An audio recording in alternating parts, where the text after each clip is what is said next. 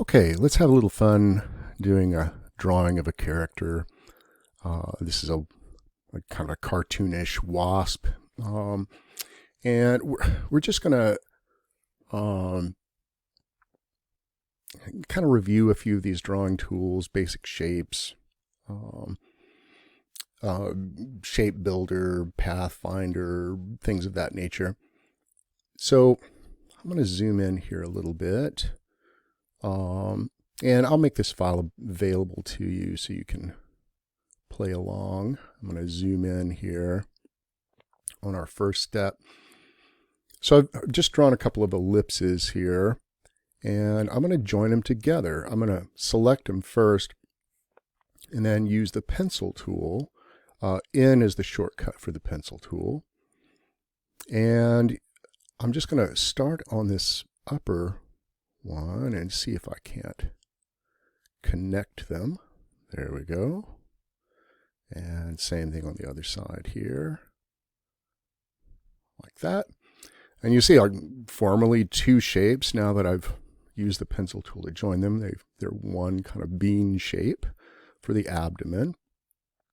Remember, you can double click the pencil to adjust how smooth it is. If you want it to be super smooth, then push it all the way to this side. If you want it to be more jagged and accurate, like if you've had coffee in the morning and you want to show all those shakes and wiggles in your line, you can make it more accurate.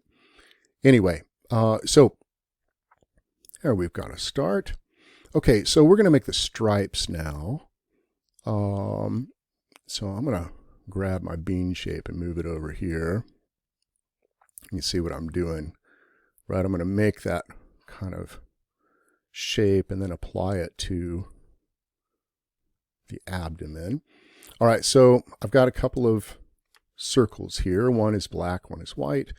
The one in front, I'm going to cut from the one back here. So if I select them both and come over here to the Pathfinders, right, I can choose this one to remove the one that's in front from the one that's behind, to subtract it. Okay, and now you can see I can take this, kind of put it in place here, and I'm going to hold down the Option or Alt key and drag to make a second copy of this. And I'm going to, rotate it a bit. Just bring your cursor to the corner of your bounding box and you can rotate it. And let's do that one more time. Option or Alt, click and drag to make a copy. Bring your cursor to the corner of the bounding box and rotate it. Move it into position. Kind of get them distributed the way that you want them. Okay, and so now I'm going to use the Shape Builder tool to select all these. So if I hit the V key, I can get the selection tool, select all of them, right? And when they're all selected, I can get the Shape Builder tool, the shortcut again, Shift-M for the Shape Builder. And you'll see as I go over the top of these objects, they'll kind of highlight. What I want to do is get rid of the extra bits overhanging the edge. So to subtract with the Shape Builder, you hold down the Option key. And so now I can click on those extra shapes, that I don't want. Sometimes it's better to click and drag through them. If you just click on them every once in a while, it kind of doesn't know exactly what you want. So if you click and drag, it's a little more accurate. Okay, so there we have it. Get the idea? All right, so I'm going to move on over here. Like the next thing it says is to I need eyelids, right? Oh, and I've already done it. But essentially what I've done here is I've selected the line that makes, divides the eyes from the eyelids, right? His eyebrows. And done the same thing I did before. Like if you select this and, the whites of the eyes and the eyebrow, then you can use that shape builder again, Shift M, and kind of click and drag through here to create eyelids, right? That way, if I need to, I can select that and give it a different fill, right, individually, as opposed to just all being one kind of oval shape. Now I've used that shape builder to divide it up. You can do the same thing with the Pathfinder. The Pathfinder panel will divide things like this as well. But that shape builder is kind of a quick and easy way to create those individual sections that are maybe divided up by a line. Okay, so I'm just going to reduce the size of these a bit and kind of move them in place here. Let me zoom in, kind of get those in the right place. Nudge them. All right, close enough. Okay, so we're going to select the head now. Move it in position here. About like so. All right, let's see if we can't give that a solid fill. Maybe move it back. I'm doing Command and the left bracket key to move that head back behind the eyes. Okay. All right, so you get the idea. Okay, so let's put some arms on him now. Or how about wings? Do we do wings next? Yeah, let's do wings. Let's bring him over here. All right, so I've got one of the ovals for the wings drawn. I'm just going to show you, like, if you're going to duplicate something and rotate it, you can hit the R key on the keyboard and move the center of rotation down here, right?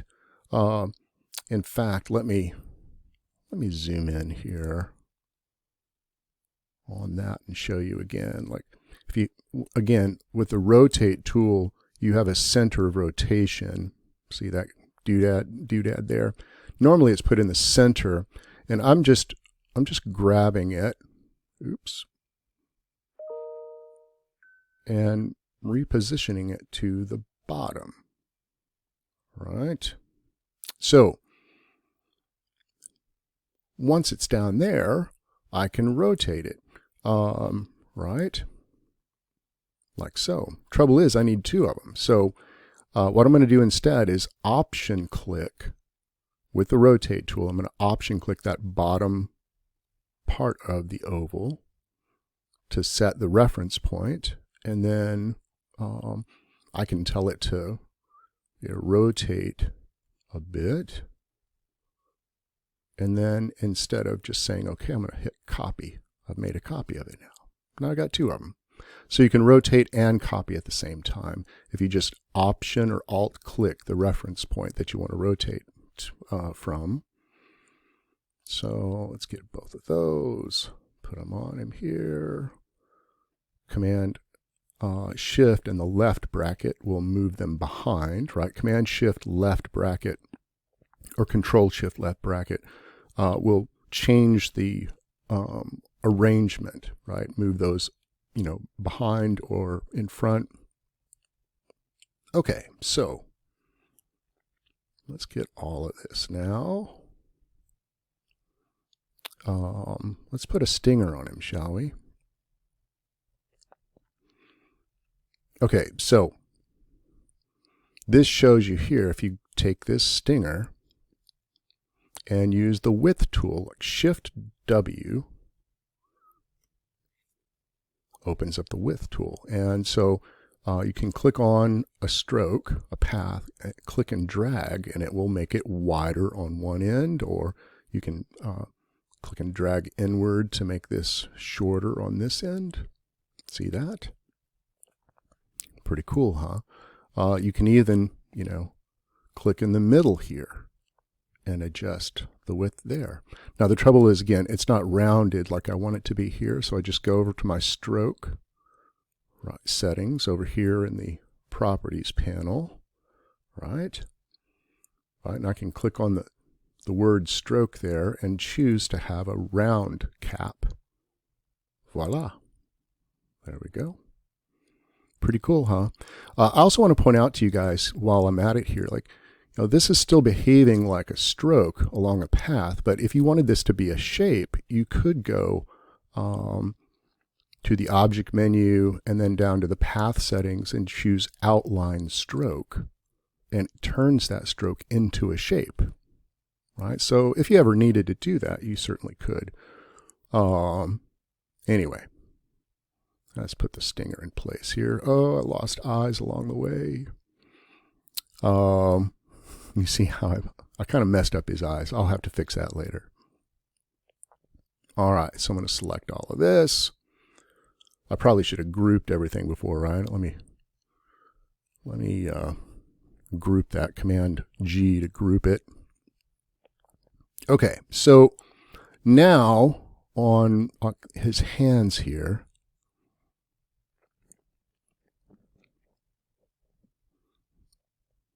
I'm going to do a couple of things.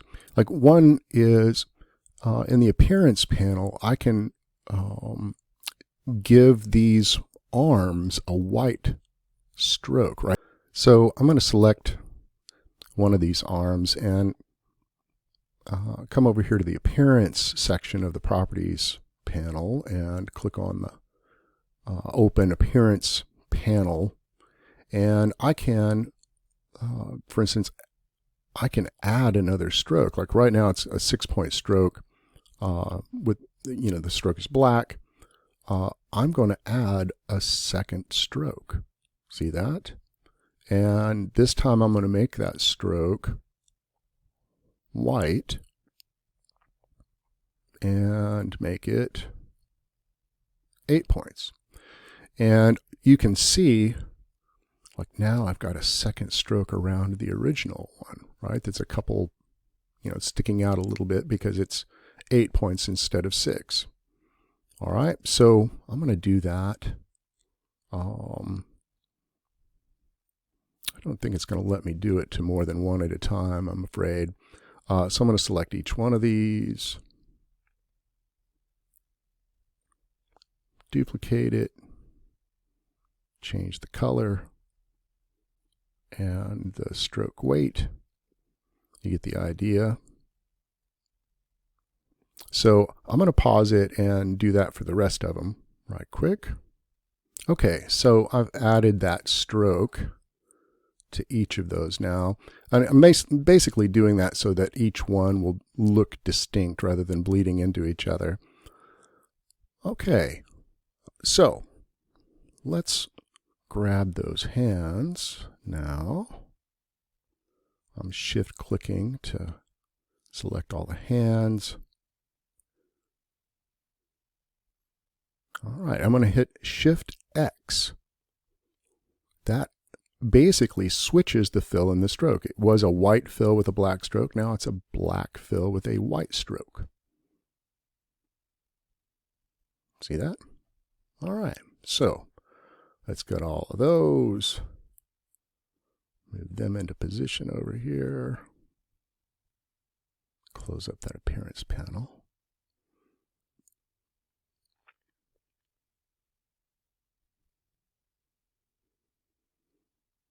Okay, and so now these arms on this side need to move back. So Command Shift and the left bracket will move them all the way to the back.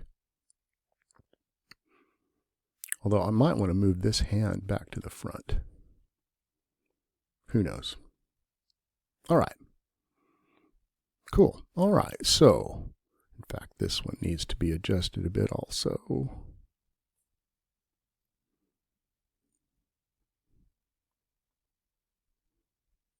There we go. All right, so last thing, we're going to take this little motion line, and just so that you know, in case you didn't, if you go to your stroke options, you can actually create a dashed line. And like you can even designate like how long the dash is and how short the gap is. So if I make each, like this first gap only 6 points, it'll move them closer together, right? So a 12-point dash with a 6-point gap in between. And you can customize that. You can go even farther. Okay. All right. So there we have it. Zoom out here. Followed those steps. Created our B. Yeah, see, here's where I left the eyes behind earlier. So with a little editing, I got his eyes back in shape there. Sorry for the pause, but there you have it. Just another kind of basic character exercise. Practice drawing with the pencil tool, the shape builder, the width tool, explore different options for strokes, and adding extra strokes in the appearance panel or extra fills, really cool. So there you have it. Happy drawing.